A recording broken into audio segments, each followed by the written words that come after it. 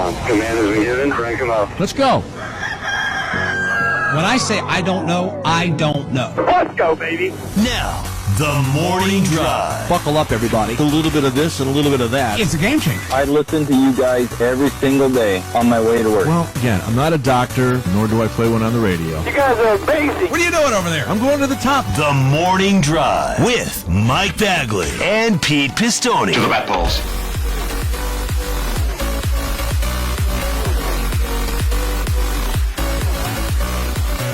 Sirius XM NASCAR Radio Channel 90 live and on the air for this Monday, March the 6th, 2023. Mike Bagley here in Delmarva, Studio 1D.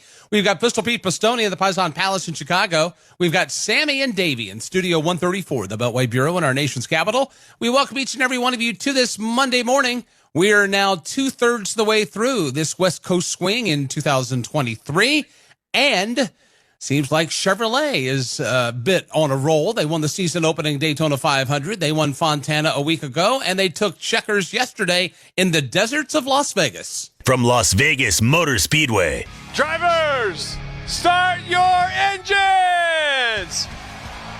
Crank him up, gang. Crank him up. The third race of NASCAR's 75th season is underway as the green flag waves in the Pennzoil 400 here at Las Vegas Motor Speedway. Side by side, 2 by 2, they dash down into turn 1. We're going to have a new leader off turn 4. It's William Byron. For the first time today, someone not named Joey Logano is on the point. William Byron takes that. Logano to second, still running a very close third, and that mix is going to be Larson. William Byron back to the line, green-white checkered flag for William Byron as he takes stage number 1. Coming home in second here will be Kyle Larson. Once William Byron got around pole sitter Joey Logano, he set sail and has had things all his own way, but here comes Larson. Just a curling back of William Byron. For the 152nd time today, William Byron will lead a lap here at Las Vegas Motor Speedway, and this one concludes stage number 2 as he picks up that stage victory. Chastain, the stronger Trackhouse car in the first half of this race, but it is Suarez who actually had a tangle with Chris Switzer a little bit earlier. He now moves into the top 5. Trouble, we got a car. It looks like Logano goes sideways, bounced off the wall, hit the grass now, single car spin right by the start-finish line. It is Joey Logano. He makes it almost to the start-finish line. He'll refire that car and get it started back up. Joe, I'll have to back it up. Take it to the garage. Go easy there. Tow link's all screwed up. Green flag back in the air. Denny Hamlin takes the field down along the front stretch. Trying to get to his outside is Alex Bowman, but Hamlin holds serve into 1. Conventional wisdom is you take 4 every time at Las Vegas, but Denny Hamlin just proving that, at least for the moment. 3 wide battle for the second position. Martin Truex Jr. from 5th up to 3rd, now up to 2nd. Great restart for him. Bowman now draws alongside of Truex going to 1. Bowman with a little bit of an advantage. Truex had to roll out of the throttle. That opens up the 3rd spot. Kyle Larson presses down to the bottom of the racetrack on Martin Truex. He won 3rd. Denny Hamlin with that 2-car, 3-car advantage. Meanwhile, the battle is for 2nd. Here comes Kyle Larson to the bottom of the racetrack. He'll try to get inside of Bowman. They stay door to door. Larson now noses up and takes his 2nd spot. As they work their way down to the start-finish line, door to door. Now Larson swings way wide at the stripe. Larson leads his first lap of the day. Yes, Denny Hamlin said the left rear was bottoming out, especially in 2. He felt a little bit free. They decided to come down pit road, one of the first cars to come back down on this last round of pit stops. It's 4 tires this time as opposed to the 2 tires they took the last time on pit road for Denny Hamlin. So now William Byron has swung around Denny Hamlin to take over the 2nd spot. Now the gap. Here's Larson across the start-finish line. And there's William Byron on the stopwatch. That is going to be 3.1. All by himself right now. Not a car, 25 car lengths in either direction as Larson crosses the stripe. Here comes the 2nd place car of William Byron. He is 3 seconds, 2.9 back. William still has 2 SHR cars plus the 3 car between us and him. As you know, he's P2 now, and he's 3.3 seconds out back. You just took 32 to go. Make sure you keep the tires on it nice and smooth here is all we need. Oh, we got a car in the wall. Looked like it was Eric Almirola, I think, that just slammed the wall. Yellow flag is out, and the game is back on again. Deja vu all over again. It is almost a repeat of what we saw a year ago. 10-4. Just need a little bit of short run turn. Get the back plugged in. I'll make it up to you guys. Getting stopped good here. It looked like Byron got there first, and it looks like he will lead the field off of pit road. He barely beat him. Martin Truex Jr. trying to end a long losing drought. Leads the field down to the green flag. It's out.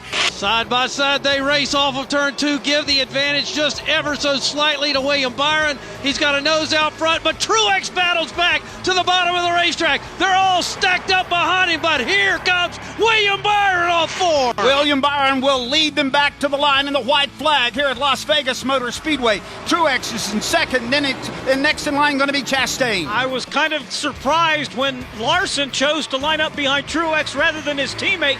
That may cost him. Off turn 2, it's William Byron. William Byron stretches it out, but there are 2 hungry horses behind him. Here comes Kyle Larson along with Alex Bowman, but it's William Byron who has control off of turn number 4. William Byron has dominated, but he needed a late race caution to get back the lead. He holds on to it. He gets the win at Las Vegas, his first here on this 1.5-mile raceway, and his 5th career NASCAR Cup Series win. Yeah, baby. Awesome job, guys. Good job, boys. Way to go, driver. Honor. What a race car. Everybody back at home, thank you. Chevy, good job. Woo! That's how it sounded yesterday on the Performance Racing Network. Doug Rice, Mark Garrow, Rob Albright, Pat Patterson, Brett McMillan, Wendy Venturini and company with the call of William Byron and Rudy Fugle winning the Pennzoil 400 at the Las Vegas Motor Speedway. Matter of fact, Hendrick swept top 3 finishing positions with William Byron, Kyle Larson, and Alex Bowman. 1, 2, 3. Pete, I would say that Hendrick Motorsports flexed and sent an early season message about what to expect on mile-and-a-half racetracks this year. That's an understatement, I think, from what we saw yesterday, Baggy. I mean, William Byron led 176 laps. Kyle Larson led 63, and Alex Bowman only led 2, but he was in the mix there. And this is the first time that a manufacturer has won the first 3 races of the season since back in 2010. So you have 3 straight Chevrolet wins here to kick off the year, and a 1-2-3 finish yesterday. And obviously the caution flag that came out late when Eric Almirola hit the wall in the back straightaway changed everything around. Everybody decided what they were going to do, and unfortunately for Kyle Larson, who had the lead at the time, he wasn't able to have that spot that he wanted on the restart. William Byron was able to get by Martin Truex Jr., who did stay out and didn't pit for tires, and once he did that, it was Willie B picking up career win number 5 Sunday afternoon. It's a pretty amazing feat to watch. They were the class of the field all day. Matter of fact, Rudy Fugle will join us this week. He's a regular on TMD. Can't wait to chat with Rudy. I'm sure that there's some good momentum headed in their direction, some good mojo happening right now on the 24 team. However, let's back up to the way the weekend started. Speaking of Hendrick Motorsports, the weekend started getting some news about Chase Elliott would not race on Sunday due to a snowboarding accident. Josh Berry had to be called into last-minute relief duties to pilot the 9 car yesterday. Yeah, pretty shocking news that we got. That happened on Thursday before they got to the racetrack, and Chase is going to be out now for an unspecified amount of time. Got the word yesterday that he did get released from the hospital. I saw Chase tweet a few things yesterday. But how about Josh Berry having to make his Cup Series debut and get thrown literally into the fire the way he did yesterday? And he wound up finishing 29th. So, again, trying to get his legs under him. Never had been in a Next Gen Cup car before. So it's going to be interesting now going forward for a couple of reasons. One, first and foremost, we wish Chase the best on his recovery. But Mike, Hendrick Motorsports, Jeff Andrews said this last night, they don't know how long he's going to be out. It'll be several weeks for sure. Who's going to drive that car on a weekly basis? They're going to have to make a decision about Phoenix here in short order. But that was certainly a major curveball thrown Hendrick Motorsports' way on Thursday night and Friday. But, bright side is the 3 of the 4 cars finished 1, 2, 3 yesterday. But quite the weekend for Mr. H and company. I would expect a decision on the Phoenix driver for the 9 to be made today. They would like to get that buttoned up today because they would like to get that driver's seat in the car that leaves tomorrow to go to Phoenix. So they've got some work to do. Obviously on the 9 team, Alan Gustafson and company. We'll keep you updated when we find out who's going to pilot the number 9 car this weekend. You talk about this race and coming into it. We talked about it last week on TMD, how we were told in Daytona, maybe it was a speedway thing, because it's not manifested itself in the last couple of weeks, but we were told that Fords have the advantage with all the tweaks and tunes that were made in the offseason, that Ford has the advantage. Ford couldn't be found yesterday. After winning the pole on Friday, Joey Logano dropped anchor, Ryan Blaney dropped anchor. Highest finishing Ford yesterday was Austin Cindric in the 6th position. But the Fords didn't really show us a whole lot yesterday out there in Las Vegas. No, they didn't. I mean, Joey started from the pole. He did lead the 9 laps, but he started to fall backwards, and then he got pinched up into the wall there, racing 3 wide. Brad Keselowski and Joey sort of getting together, and Joey was knocked out. I think he said he broke his toe line, so he was not a factor there. Kevin Harvick was in the top 10 yesterday. But you're right, Ryan Blaney made a nice comeback, but there were really nothing there. There was really nothing that I saw yesterday that would lead you to believe that the Fords were going to have an opportunity. I mean, they were just overmatched, Mike. That's the only way to say it, by the Chevrolet camp there with the 1-2-3 finish from Hendrick and the Chevys dominating the race. So there's work to be done, definitely, it feels like, on the Ford side.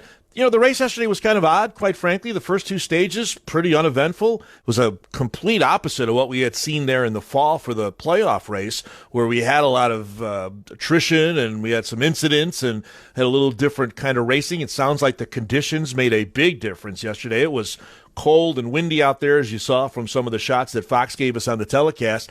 And I think, as we talked to Greg Stucker last week, these tires obviously are very sensitive to weather conditions, as are the race cars. But then in the last stage, toward the end, things got a little bit topsy-turvy there with the caution flag from Almirola basically resetting the race and how it finished up with William Byron winning.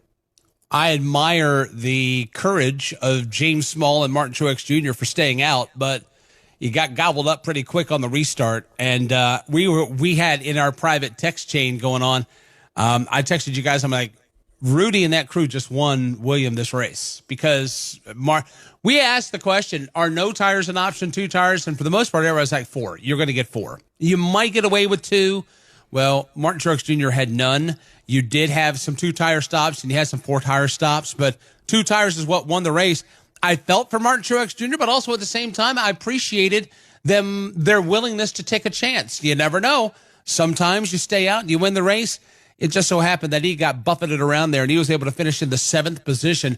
But I thought MTJ had a shot to win that race right at the very end in that overtime finish that we had. Well, he said afterward, too, they were maybe hoping for another caution, because if it would have been another caution and the race, that would have been a good call. I remember Ryan Sparks told us that last week, he's Corey LaJoie's crew chief. He just felt like he had to take 4 tires every time. Chris Gabehart tried 2 tires for Denny Hamlin. It worked for a little while, but not very long. But when you had a short run at the end there and you're Truex Jr. and James Small, I get it. I get the risk. But once William Byron had those 4 fresh Goodyears, and, his pit crew did a good job, obviously, on pit road. Kyle Larson's pit stop, Mike, looked like it was just off just a little bit. I mean, it wasn't a terrible stop, but just a little bit.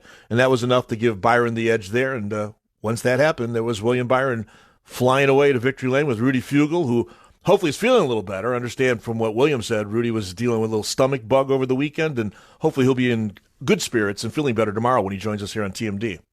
Coming up, you'll hear from the top finishers of the Pennzoil 400. We'll also give you the full field rundown. Also coming up this morning, bottom of the hour, headline check number 1. We'll get into checker flags and black flags, something that you like, something that necessarily didn't pass muster over the weekend. We'll take those at the bottom of the hour, 866 Pit Lane. Also, coming up, we'll recap our picks, our prop bets, and our fantasy teams around 8:30. Got the calendar at 8:50. 9 o'clock, Shannon Spake will join us. And about 20 after 9 this morning, we'll take you back through the NASCAR Craftsman Truck and NASCAR Xfinity Series races at Las Vegas. Lots to come here on this post-Pennzoil 400 edition of #TMD NASCAR.